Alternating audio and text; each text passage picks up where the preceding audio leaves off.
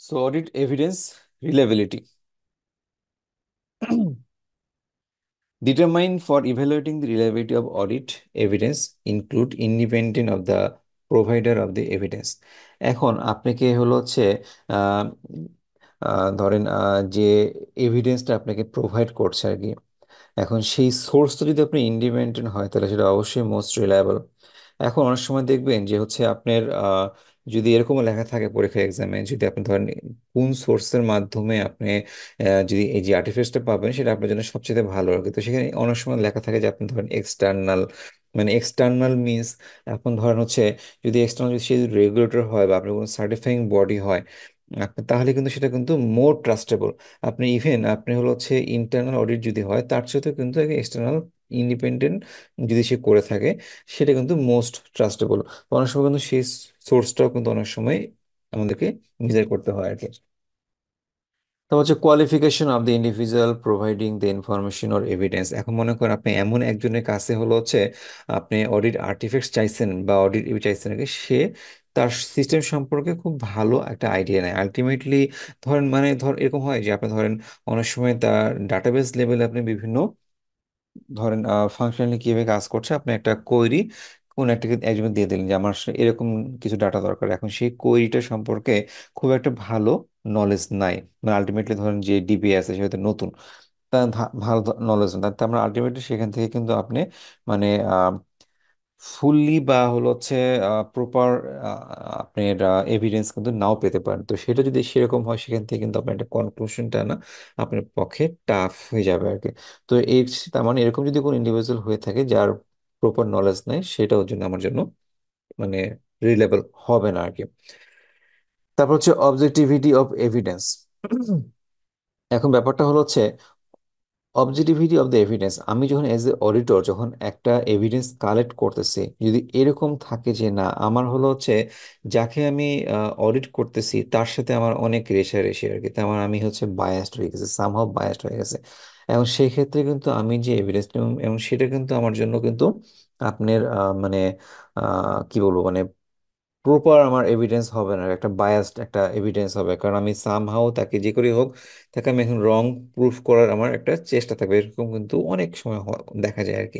বিশেষ করে আপনি ধরেন ইন্টারনাল অডিটের ক্ষেত্রে তো খুব বেশি হয় আর কি, যেখানে কারণ আপনি ধরেন যে অডিটর সেও হচ্ছে সেম ইউনিট মানে সেম ব্যাংকে বা প্রতিষ্ঠানে, যে অডিটর সেও আপনার সেম প্রতিষ্ঠানে আর কি। তো অনেক সময় ধরেন বিভিন্ন ইন্টারনাল ক্লাসের কারণে কিন্তু এরকম কিছু মানে বায়াসনেস হয়ে থাকে আর কি।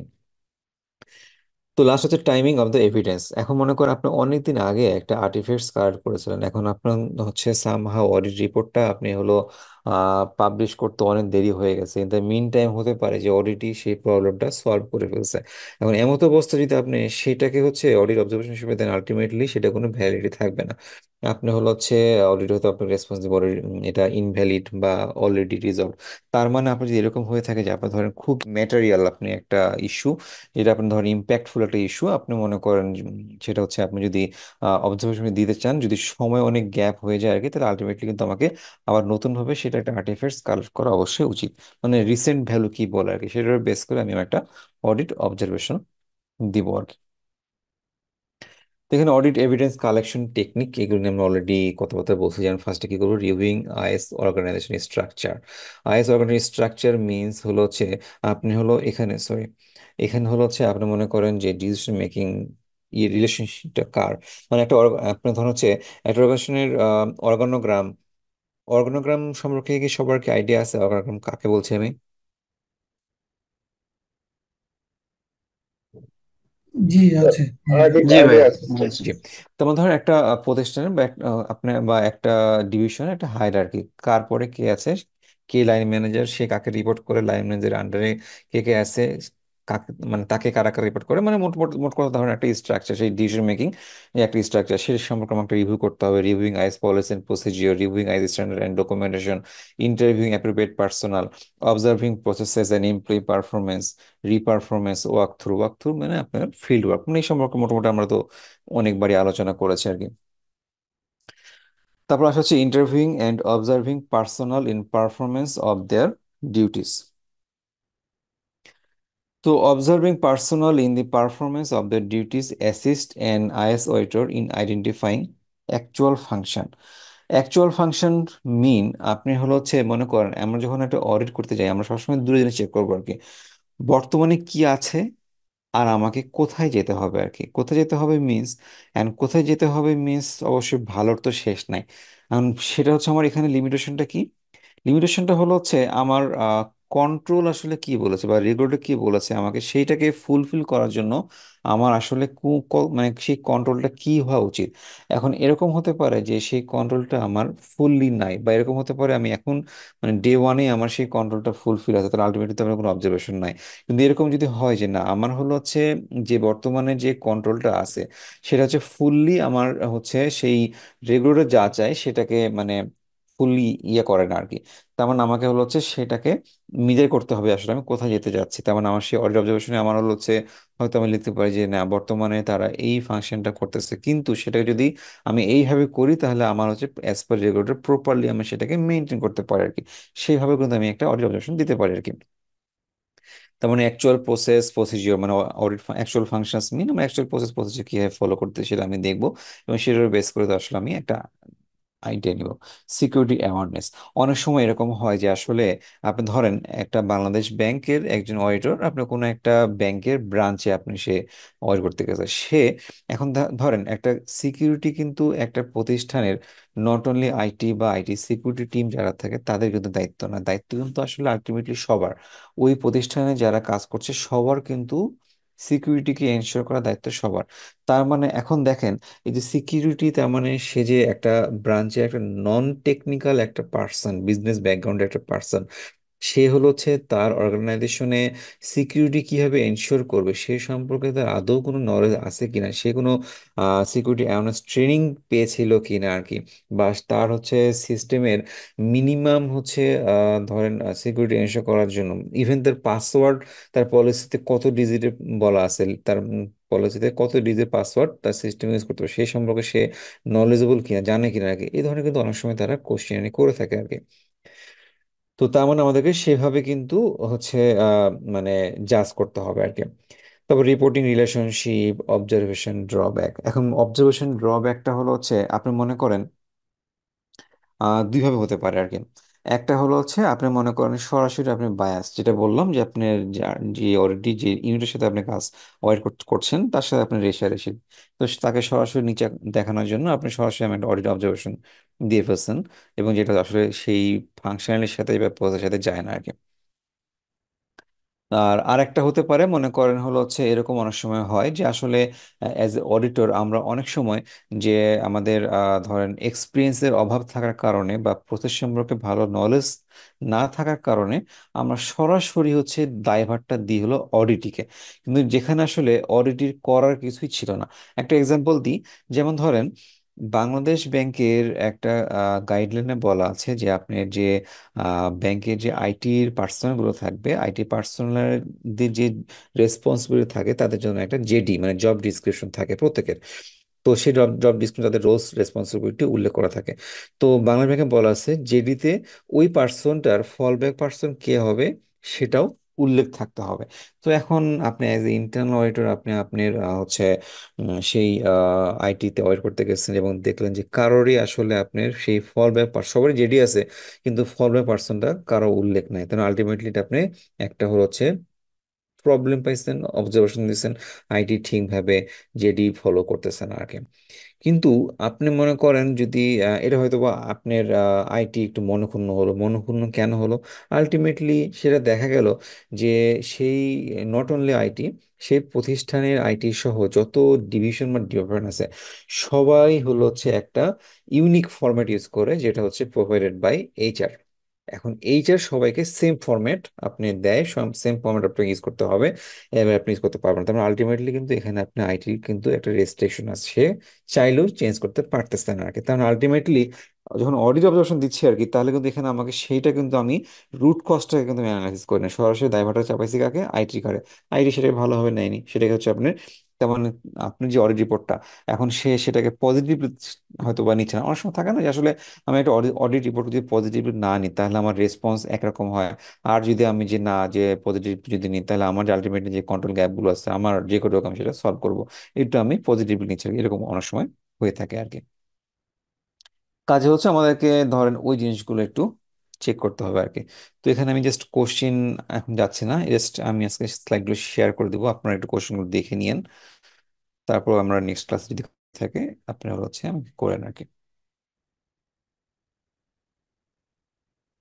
So audit data analytics. তো অডিট ডাটা অ্যানালাইটিক্সটা কি, এখন মনে করেন হলো হচ্ছে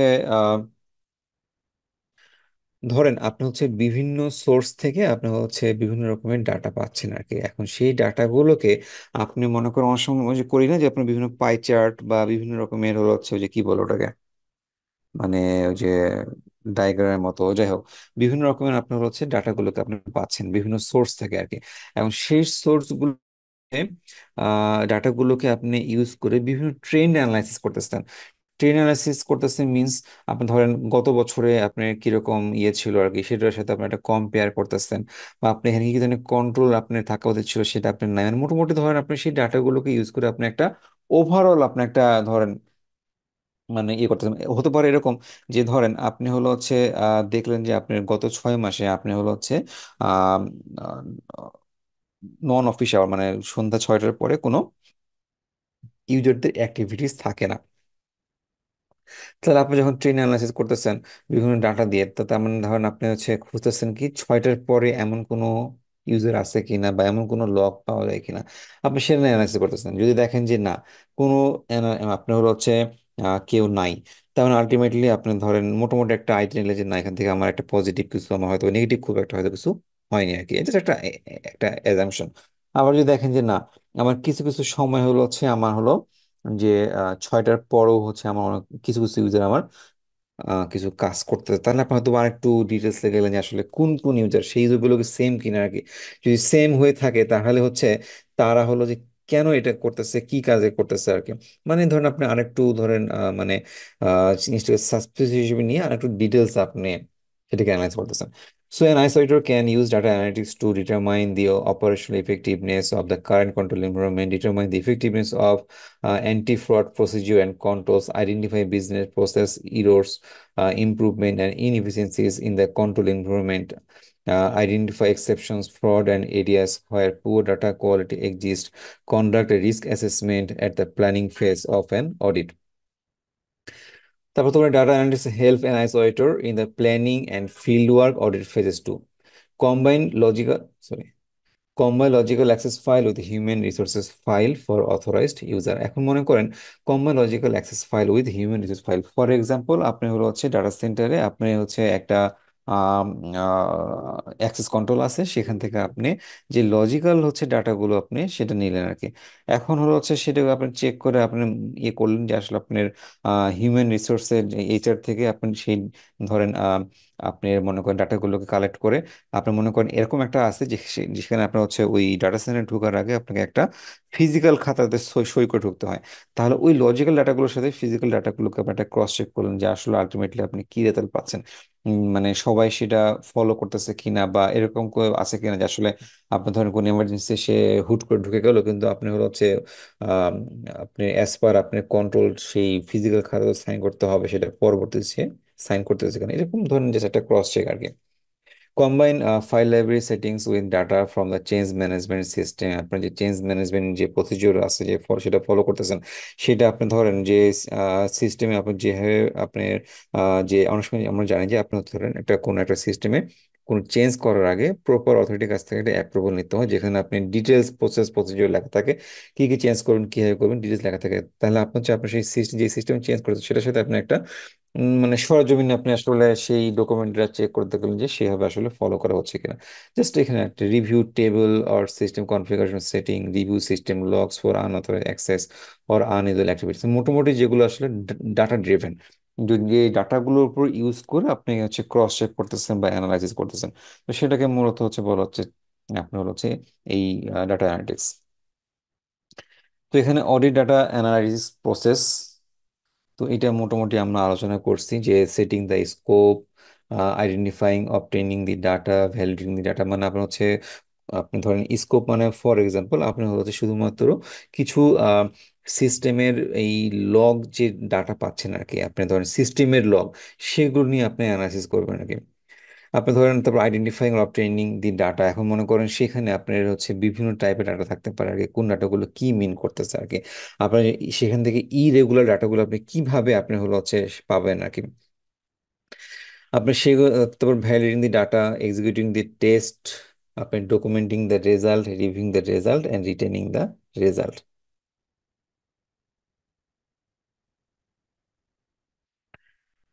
computer assisted audit technique, computer assisted audit technique মনে করেন হচ্ছে, যদি একটা এক্সাম মানে একটা যদি এক্সাম্পল দিই, মনে করেন এমন একটা অডিট টেকনিক যেটার সাথে সবগুলো সিস্টেম আপনি ইন্টিগ্রেট করা থাকবে আর কি, মানে সবগুলো সিস্টেম মানে যে যে সিস্টেমে আপনি হচ্ছে অডিট করতে চান, তো সেই সবগুলো সিস্টেম আপনার সেটার সাথে ইন্টিগ্রেট করা থাকবে। তো ফর এক্সাম্পল আপনি হলো হচ্ছে ডাটাবেস, আপনার একটা ডাটাবেস আছে, সেই ডাটাবেসটা হচ্ছে আপনি মনে করেন সেই অডিট ক্যাট টুলের সাথে ইন্টিগ্রেট করা আছে। এখন আপনি যখন একটা ডাটাবেস অডিট করতে যাবেন, তো সেখানে আপনি হলো হচ্ছে বিভিন্ন রকমের কিন্তু স্ক্রিপ্ট চালাতে হয়, যে আসলে আপনি মনে করেন ডাটাবেস লেভেল বিভিন্ন টেবিলের স্ট্রাকচার বা মেটা ডাটা কিভাবে আছে, বা আপনি মনে করেন কোন টেবিলটা আপনার ইনক্রিপশন আপনার ডাটাগুলোকে রাখতেছে, ইনক্রিপশনে কি কোথায় রাখতেছে, মানে বিভিন্ন রকমের যে ক্রাইটেরিয়া গুলো আর কি। তো সেটা আপনি মিজা করার জন্য ধর আপনার বিভিন্ন রকমের স্ক্রিপ্ট আসলে জানতে হয় আর কি অনেক সময়। তো সেটা আসলে আপনি মনে করেন অ্যাজ এ অডিটর আমার সেই নলেজটা নাই, আমি জানি না। এখন আমার একটা ক্যাট টুল আছে, কম্পিউটার অ্যাসিস্টেড অডিট টেকনিক, যে টুলটা মনে করেন আমার হলো হচ্ছে ওই ডাটাবেস ইন্টিগ্রেট করা আছে, এবং সেখান থেকে আমি জাস্ট একটা বাটন প্রেস করলে মনে করেন সেই স্ক্রিপ্ট রান হয়ে যাবে, সেখান থেকে আলটিমেটলি আমার রেজাল্টটা আমি পেয়ে যাব, এবং সেই রেজাল্টটা আর মনে করেন রিফাইন্ড ওয়েতে, যদি মনে করেন অনেক সময় হয় এরকম যে আসলে আপনার সেই খানে কন্ট্রোল কি থাকা উচিত ছিল, এবং সেই রেজাল্টের বেসিস করে কন্ট্রোল যদি কোনো গ্যাপ থাকে, আলটিমেটলি সেই গ্যাপটা কিন্তু সে আমাকে চেনে দিবে। তো এরকম কিন্তু অনেক সফটওয়্যার পাওয়া যায় আর কি। তো এটা হচ্ছে ক্যাটের হলো হচ্ছে আপনি যদি আমরা ওখানে ইউজ করি, তাহলে এটা অবশ্যই আমাদেরকে মাথায় রাখতে হবে ইজি অফ ইউজ, সেটা যেন খুব ইজি ভাবে ইউজ করা যায়, মানে সবাই যেন খুব সহজে ইউজ করতে পারে আর কি, মানে খুব ট্রিক মানে কি বলে ওটাকে, মানে টেকনিক্যাল সেভি যেন না হয় আর কি, মানে খুব ইজি ভাবে সবাই ইউজ করতে পারে, সেটার জন্য পর্যাপ্ত ট্রেনিং রিকোয়ারমেন্ট আছে, বা সেটা মনে করেন সেটাকে আপনার কমপ্লেক্সিটি যেন সবাই সবাই বুঝতে পারে, বা সেটা কি হবে, কি অ্যালগোরিদম ইউজ করা, অ্যালগোরিদম মিনস মানে মনে করেন আপনি ধরেন এই যে একটা রিস্কের সাথে যে একটা কন্ট্রোলে ম্যাপ করা, এবং আপনি ধরেন সেটাকে মানে অনেক সময় এরকম হয় যে সেটা কন্ট্রোলটা সরাসরি আপনি হলো হচ্ছে আপনি ফুলফিল করতে পারতেছেন না, বিভিন্ন কম্পেনসেটিং কন্ট্রোলের মাধ্যমে সেটাকে ফুলফিল করতে হচ্ছে। কিন্তু তার মানে ওভারঅল যে আপনার একটা রেজাল্ট পাচ্ছেন সেটাকে আপনার আসলে প্রপার ভাবে আসছে আসছে কিনা আর কি, মানে আপনার ইফিশিয়েন্ট ওয়েতে আসছে কিনা, এবং আপনি যে রেজাল্টটা আসছে সেটা আসলে কতটুকু রিলায়েবল। তো এই জিনিসগুলো আসলে আমাকে এদেরকে দেখতে হবে আর কি। তো এখানে কিছু ক্যাট ডকুমেন্টেশন আছে, এখানে জাস্ট হচ্ছে মনে করেন যে আসলে আমার কোন একটা ক্যাট যদি আমরা সফটওয়্যার যদি নিই, তার যে জিনিসগুলো আসলে আমাদেরকে আহ দেখতে হবে বা পড়তে হবে, এখানে সেই জিনিসগুলো লেখা আছে আর কি। সো এখানে হচ্ছে কন্টিনিউয়াস অডিটিং আর কন্টিনিউয়াস মনিটরিং, তো দুটোর মধ্যে অনেক সময় হলো হচ্ছে আহ, আপনি হলো হচ্ছে কিছুটা মতবিরোধ দেখা যায়। তো আমাকে একটু বলেন, অডিটিং আর মনিটরিং দুটো কি এক না আলাদা? কেউ যদি একটু পার্থক্য আমাকে বলতেন।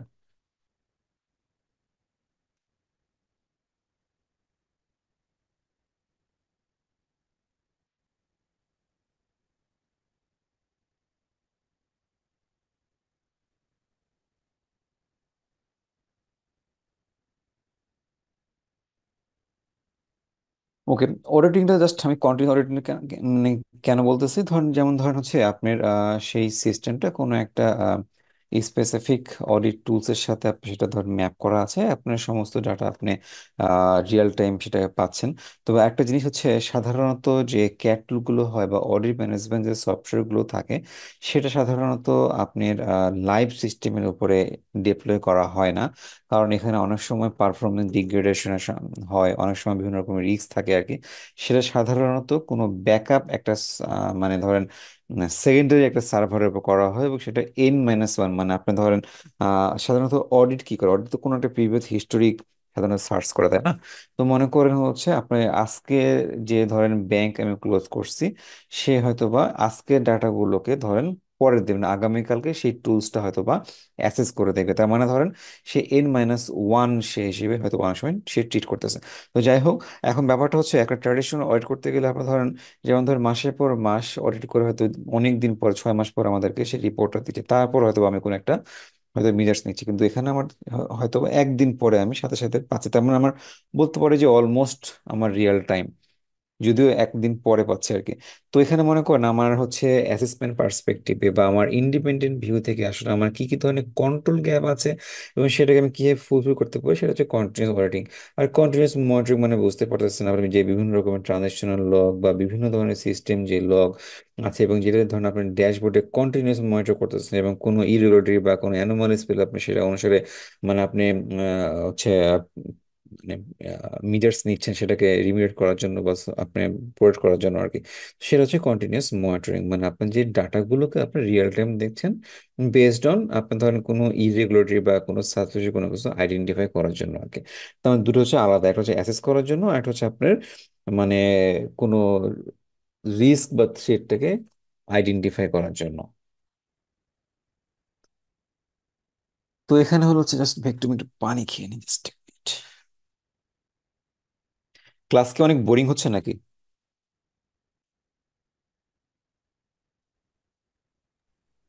জি স্যার, বোরিং হচ্ছে না স্যার।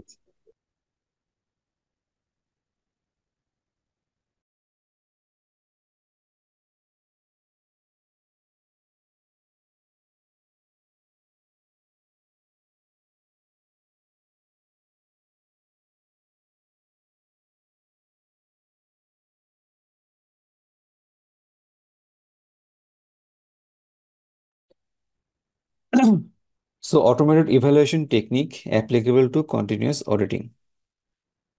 সো এখানে হলো হচ্ছে আপনার ধরেন অটোমেটেড ইভ্যালুয়েশন টেকনিক বলতে ধরেন এখানে কিছু মিটার্সের কথা বলা আছে। একটা হতে পারে কন্টিনিউয়াস আর ইন্টারমিডিয়েট সিমুলেশন। আপনি মনে করেন কোনো একটা টাস্ক আপনি হচ্ছে আপনি কোনো টেস্ট এনভায়রনমেন্টে আপনি সেটাকে সিমুলেট করে দেখতেছেন। অনেক সময় এরকম হয় যে আসলে আপনি লাইভ সিস্টেমে আমরা ধরেন সব ধরনের অপারেশন তো করতে পারি না, সে ধরনের অ্যাক্সেস আমাদের থাকেও না বা আমাদের এজ অডিটর সেটা কখনো উচিত না আর কি। তো অনেক সময় ধরেন আমরা সেম ক্রাইটেরিয়াটা কোনো একটা টেস্ট এনভায়রনমেন্টে সেটাকে সিমুলেট করে সেটা অনেক সময় আমরা দেখি আসলে এখান থেকে আমার যে এক্সপেক্টেড যে রেজাল্টটা পাওয়ার কথা ছিল সেটা আমরা পাচ্ছি কিনা আর কি। ইন্টিগ্রেটেড টেস্ট ফ্যাসিলিটি, আপনি ধরেন মানে একবারে রিয়েলের মতো করে রিয়েল ইভেন্টের মতো করে আপনি আসলে সেই ডাটা আপনি প্রডিউস করতে পারে এরকম আপনার কোনো টেস্ট এনভায়রনমেন্ট আছে কিনা যা থেকে আপনি যে কোনো ধরনের সিনারিও আপনি সেখান থেকে তৈরি করতে পারেন।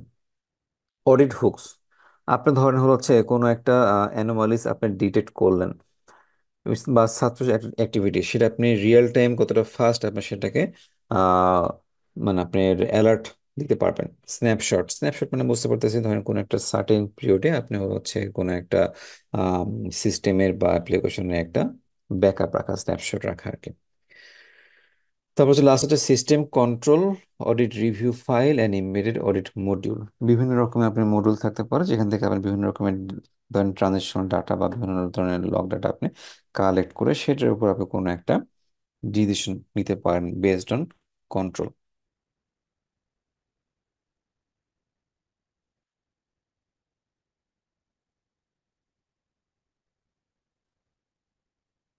সো কন্টিনিউস হচ্ছে অডিটিং টেকনিক। দাঁড়ান এক মিনিট, কতগুলো স্লাইড আছে?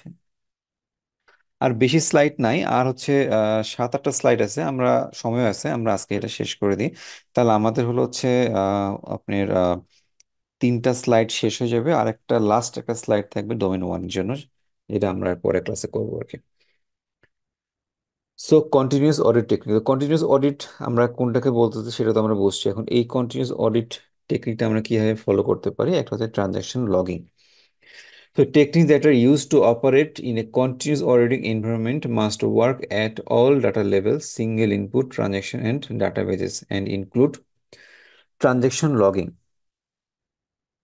ট্রানজেকশন লগিংটা কি, যেটা হচ্ছে আপনি ধরেন সমস্ত সিস্টেমের আপনি হলো হচ্ছে আহ, যে লগগুলোকে সে ক্যাপচার করছে এবং হলো হচ্ছে এবং মনে করেন টাইম অনুসারে সেটাকে সে প্রিজার্ভ করে রাখছে আর কি।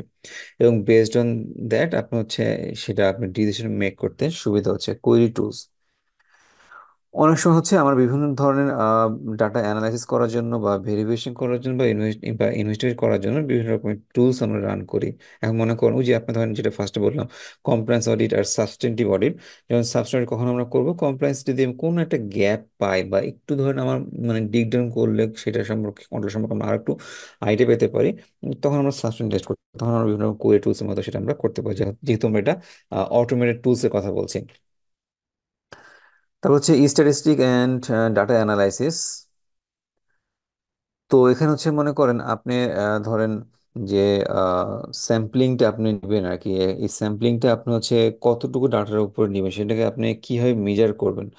এবং হচ্ছে মনে করেন যদি সেটা কি বিভিন্ন যে ডাটা ট্রেন অ্যানালাইসিস বা বিভিন্ন অ্যানোমালিসের উপর যেরকম প্যাটার্নগুলো আসে সেটার উপর বেসিস করে নেবেন কিনা আর কি, সেটা এখানে বোঝাচ্ছে আর কি। তারপর database management system, data warehouse, data mart and data mining. Data warehouse মানে যেখানে আপনার সেন্ট্রালি ডাটাগুলো প্রিজার্ভ থাকে, কারণ ডাটা ওয়্যার হাউস আমরা জানি বিভিন্ন সোর্স থেকে ডাটা যেখানে প্রিজার্ভ হয়, ডাটা। ডাটা মার্টটা হলো হচ্ছে মনে করেন আপনি হলো হচ্ছে এখানে যে ডাটা ওয়্যার হাউসে যে আপনার ডাটাগুলো প্রিজার্ভ হচ্ছে, সেখানে মনে করেন আপনার বিভিন্ন টাইপের ডাটা, হয়তো সেখানে ধরেন ট্রাভেল রিলেটেড ডাটা বা ই কমার্স রিলেটেড ডাটা বা ফিনান্সিয়াল ডাটা বা কোনো হচ্ছে কাস্টমারের ধরেন নমিনি সংক্রান্ত ডাটা, মানে স্পেসিফিক ডাটা যেটাকে আপনি স্পেসিফিক একটা বাকেটে আপনি রাখতে পারেন। তো সেগুলোকে আমরা বলতেছি ডাটা মার্ট। আর ডাটা মাইনিং হলো হচ্ছে প্রত্যেকটা ডাটাকে মনে করেন আপনি হলো হচ্ছে একটা হলো ইন্ডেক্সিং করতেছেন, যেটার মাধ্যমে মনে করি আমি বলি না যে আপনি কয়লা খনিতে আপনি সাধারণত হীরা খোঁজ করি আর কি, মাইনিং করার মাধ্যমে ব্যাপারটা এখানে এরকম। তারপরে মনে করেন হলো হচ্ছে আপনি প্রত্যেক ডাটা আপনি হচ্ছে ইন্ডেক্সিং এর মাধ্যমে সেই ডাটাগুলোকে যখন যেটা দরকার সেটা আপনি খুঁজে বের করার যে ব্যবস্থা সেটা হচ্ছে ডাটা মাইনিং। ইন্টেলিজেন্ট এজেন্ট আপনার হচ্ছে এই ক্যাট টুলগুলোতে অনেক সময় যে আপনি ধরেন বিভিন্ন যে সার্ভার বা সিস্টেমগুলোতে আপনি একটা করে এজেন্ট ইনস্টল করা থাকে, সেই এজেন্টগুলো আপনার হচ্ছে বেসড অন তাদেরকে যে ইন্টেলেকচুয়াল যে টাস্কগুলো অ্যাসাইন করা হয়েছে সেখান থেকে সে সেভাবে ডাটাগুলো কালেক্ট করে একটা সার্টেন পিরিয়ড পর পর মনে করেন সে ক্যাট টুলগুলোকে সেটা প্রোভাইড করে, এবং সেখান থেকে আপনার ক্যাট টুলগুলো ওভারঅল যেহেতু এটা কন্টিনিউস অডিটিং, সেখান থেকে কিন্তু সে একটা মোটামুটি ওভারঅল একটা আইডিয়া পেতে পারে আসলে এখানে কোনো অ্যানোমালিস কোনো কিছু হচ্ছে কিনা আর কি।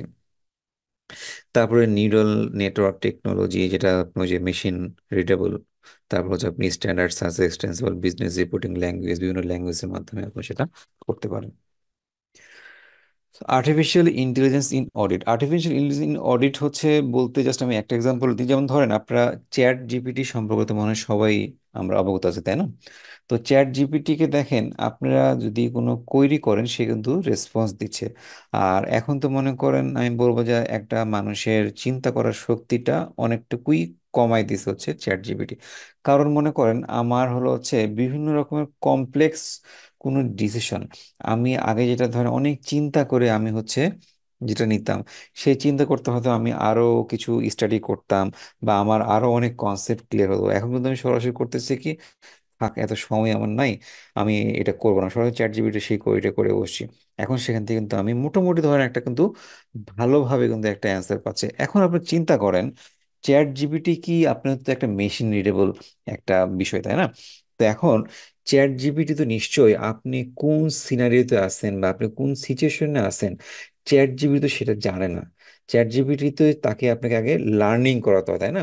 যে আসলে আপনাকে একটা প্লট রেডি করতে হয় যে আমি এই অবস্থায় আছি, আমি এই সিনারিওতে আমি এই রেসপন্সের একটা, এই কোশ্চেনের একটা রেসপন্স চাচ্ছি, আমার হচ্ছে এইটাকে আমি এইভাবে না হলে আরেকটু হবে, এরকম হলে ভালো হতো, মানে মোটামুটি দেখেন আপনি কিন্তু একটা তার কাছ থেকে একটা গাইডলাইন কিন্তু নিচ্ছেন। এখন এই গাইডলাইনটা আসলে একটা মেশিন হয়তো জেনারেট করে আপনাকে দিচ্ছে সেই ডিসিশনটা, মানে বেসড অন তার কাছে যেরকম মেকানিজম করা আছে, কিন্তু এটা মেন সোর্স কিন্তু আপনি তাকে, আপনি যেভাবে তাকে লার্নিংটা করাচ্ছেন সেইটাই সেইভাবে কিন্তু সে আপনাকে রেসপন্স দিচ্ছে। এখন আপনার লার্নিং এ যদি কোনো ধরনের কমতি থেকে থাকে তাহলে আলটিমেটলি আপনি ভালো রেজাল্ট পাবেন না। এখন আপনার হচ্ছে যদি আপনি মনে করেন ধরেন সিসকো আর জুনিপার দুটোই তো নেটওয়ার্ক ডিভাইস, তাই না? তো এখন সিসকোর অনেক প্রোপ্রাইটারি অনেক কিছু আছে যেটা আসলে জুনিপার দ্বারা সম্ভব না, শুধু সিসকোতে সম্ভব, এরকম অনেক কিছু আছে আর কি। এখন হয়তো এরকম এই কারণে হয়তো বা আপনি যেগুলো আপনার খুব ক্রিটিক্যাল আপনার ইনফ্রাস্ট্রাকচার সেখানে হয়তো বা সিসকো ইউজ করতেছে, যেখানে যেগুলো একটু কম ক্রিটিক্যাল সেখানে হয়তো জুনিপার ইউজ করতেছে। এখন আপনি আপনার মেশিন রিডার মানে আপনার চ্যাট জিপিটিকে আপনি এমনভাবে নলেজেবল করলেন, সে হলো হচ্ছে বেসড অন সিসকো আপনাকে কোশ্চেনগুলো অ্যান্সার করবে আর কি। এখন আপনি জুনিপার রিলেটেড যদি কোনো কোশ্চেন যদি করেন, তাহলে হয়তো বা আলটিমেটলি সে আপনার হয়তো বা জুনিপার সেটা পারে না, মানে নেগেটিভ পার্সপেক্টিভ হয়তো বা আপনাকে জুনিপারের ক্ষেত্রে সে একটা রেসপন্স হয়তো বা দিবে আর কি। তার মানে কিন্তু আপনার রেসপন্সটা একটা বায়াসড হয়ে গেল আর কি। তার মানে এটা কিন্তু অ্যাজ এ অডিটর এটা কিন্তু আপনার রিস্ক। তার মানে আপনি যদি কোনো একটা আর্টিফিশিয়াল ইন্টেলিজেন্স কোনো একটা টুলস ইউজ করেন, তাকে কিন্তু আপনি ভালোভাবে নলেজেবল করার কিন্তু আপনার দায়িত্ব। তাকে যদি কোনো কারণে যদি আপনি মনে করেন বায়াসড ওয়েতে, বা আপনি মনে করেন খুব মানে লিমিটেড আকারে যদি তাকে আপনি নলেজেবল করেন, আলটিমেটলি কিন্তু এটা কিন্তু রিস্ক। ঠিক আছে, জাস্ট এটা কি আমার আমার কথাটা কি বুঝতে পারছেন আপনারা?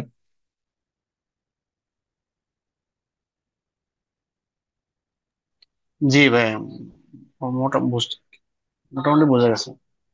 আচ্ছা। আর তারপর হচ্ছে আমরা ধরেন, তারপরে এটা হচ্ছে পজিটিভ দিক হলো হচ্ছে অনেক সময় ধরেন আমরা বিভিন্ন অডিট প্ল্যান বলেন বা আপনার ফিল্ড ওয়ার্ক কিভাবে করব, রিপোর্টিং কিভাবে করব, অনেক সময় কিন্তু আমরা বিভিন্ন আর্টিফিশিয়াল ইন্টেলিজেন্সের মাধ্যমে কিন্তু আমরা অনেক সময় অনেক হেল্প নিই আর কি। এখানে আসলে সেই কথাটা এখানে বলা আছে।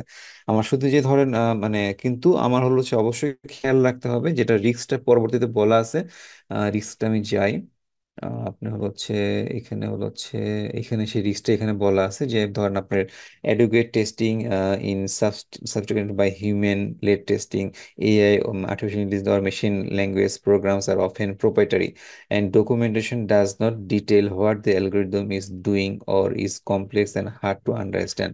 মানে আপনার সাথে তারা আসলে কিভাবে কাজ করে সেটা হয়তো বা আপনি জানেন না আর কি।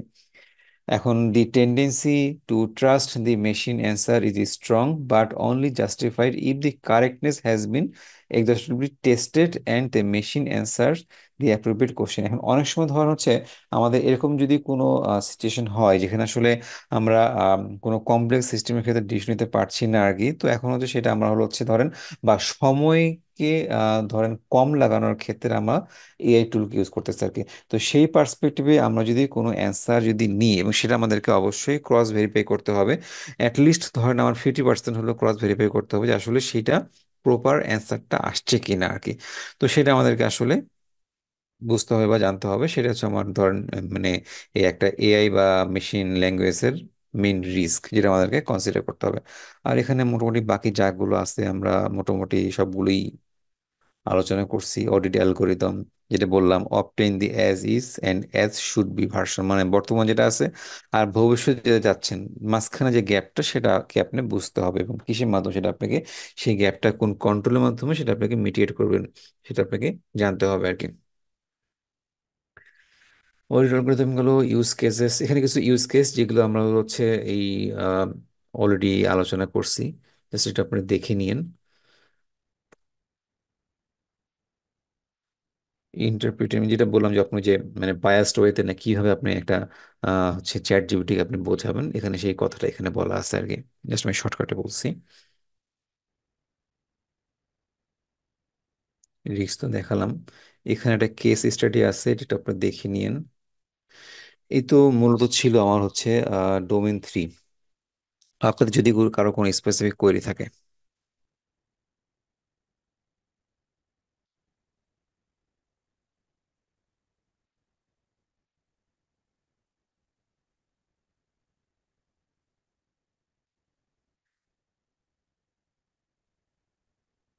ভাই আপনারা সবাই আছেন তো নাকি সবাই ঘুমায় গেছেন? না, আছে ভাইয়া, কিন্তু বিষয়টা হচ্ছে যে আসলে মানে আপনি যেভাবে বোঝাচ্ছেন ঠিক আছে, কিন্তু আমি হয়তো ওইভাবে রিসিভ করতে পারতেছি না। কেন জানি, যেমন কোশ্চেনের যে একটু আগে যে কোশ্চেনটা, হ্যাঁ কোশ্চেনের প্যাটার্ন বা কোশ্চেনটা বুঝতেছিলাম না। হুম,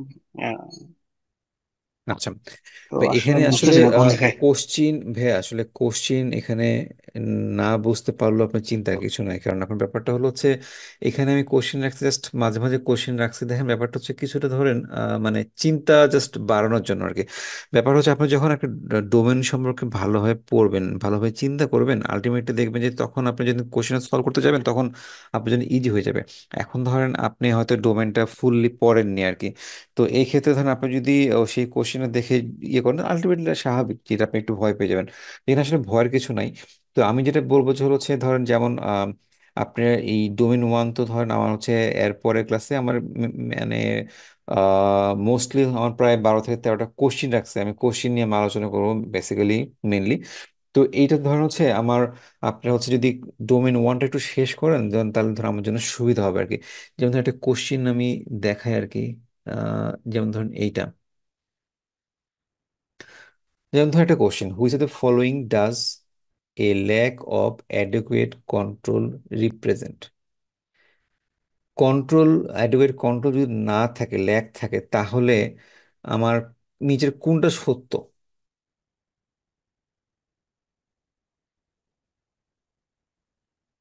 অবশ্যই বি হবে।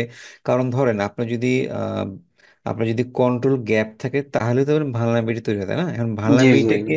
ভালনারেবিলিটিটাকে যদি কোনো একটা থ্রেট আপনি এক্সপ্লয়েট করে তাহলেই না আপনার হচ্ছে একটা ইম্প্যাক্ট হবে, তাই না? আর অ্যাসেটের যদি কোনো ধরনের আপনার যে কন্ট্রোলটা সেটাকে মেনটেন করার জন্য যে কন্ট্রোলটা থাকা উচিত ছিল, সেই কন্ট্রোলটা গ্যাপ থাকলে আলটিমেটলি আপনার হচ্ছে একটা ভালনারেবিলিটি থাকবে। তার মানে দেখেন আমাদের হচ্ছে সবসময় কিন্তু আমরা অ্যান্সারটা চিন্তা করব হলো হচ্ছে যে আমার যে কোশ্চিন সেটা আসলে কোন রিস্ক পার্সপেক্টিভে আমাকে বলছে। তাহলে সেই রিস্ক পার্সপেক্টিভ যদি আমি কোশ্চিনটা পড়ে যদি একটু বুঝতে পারি, তাহলে আমি কিন্তু অ্যান্সারগুলো যখন পড়বো আমার জন্য কিন্তু সেটা জাজ করা আর একটু ইজি হয়ে যাবে আর কি। মানে আসলে কোন